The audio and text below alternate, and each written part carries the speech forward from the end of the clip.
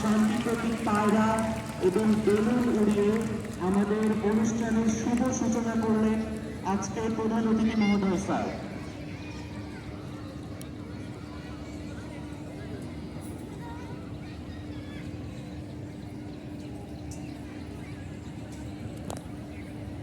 ছোট শুভ্র পায়রার মতো আমাদের সকলের জীবনে নেমে আসুক শান্তি, পরম করুণাময় আমাদের দেশে তৌফিক দান করুন।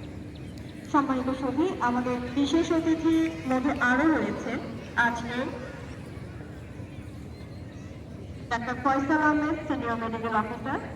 আমি সম্মানিত বিশেষ অতিথি, প্রধান অতিথি এবং আজকের সভাপতি জনাব অলোক কুমার অধিকারী স্যারকে বিনীতভাবে অনুরোধ করব মঞ্চে তাদের আসন গ্রহণের জন্য।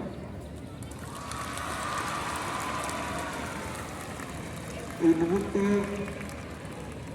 দেবকে পাবলিক স্কুল অ্যান্ড কলেজে বার্ষিক ক্রীড়া প্রতিযোগিতা অনুষ্ঠানের শুভ উদ্বোধন ঘোষণা